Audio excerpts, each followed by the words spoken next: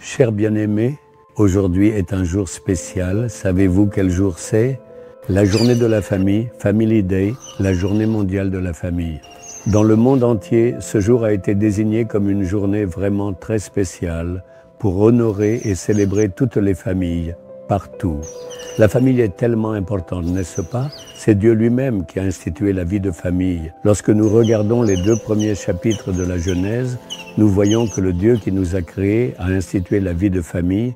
Et dans la Bible, nous voyons que le Seigneur a béni le mari et la femme.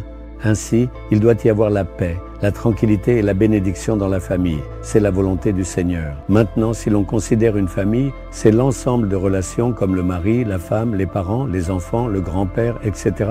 qui forment une famille.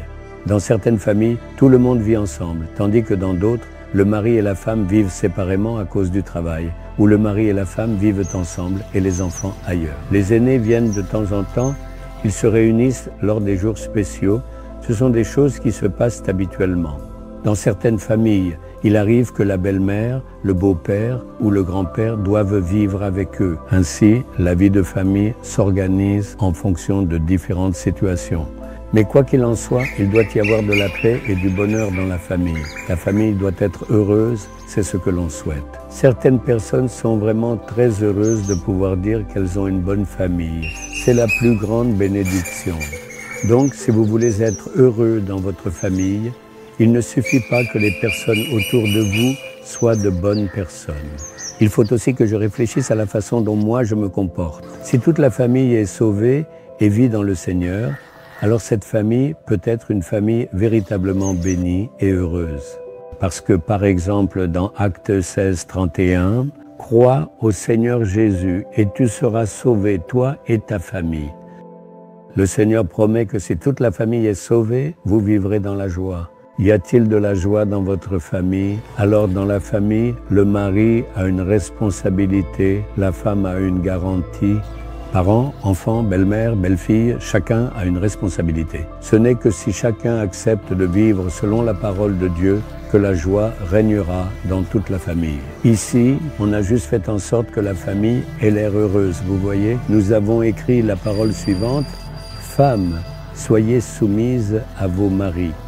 La parole dit que si la femme ne se soumet pas à son mari, peu importe combien de prières vous faites ou combien d'offrandes vous apportez, il n'y aura ni joie ni paix dans cette maison. De même, maris, aimez vos femmes et ne soyez pas durs envers elles, c'est ce que le Seigneur a dit. Si un mari n'aime pas sa femme, s'il rentre ivre et là-bas, comment pensez-vous qu'il pourrait y avoir paix dans cette famille? C'est pourquoi tout le monde doit être sauvé, tout le monde doit devenir enfant du Seigneur à la maison. Ensuite, les parents et les enfants, par exemple, les enfants doivent toujours obéir à leurs parents.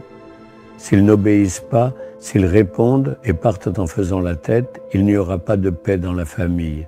Parents, ne mettez pas vos enfants en colère. Si les enfants n'aiment pas quelque chose, laissez tomber. Pourquoi répéter sans cesse ? Donc, il faut respecter tout cela. Si vous êtes une belle-mère, aimez votre belle-fille comme votre propre fille. Dans l'histoire biblique de Ruth, la belle-mère Naomi a aimé sa belle-fille comme sa propre fille. Elle l'a même appelée « ma fille ».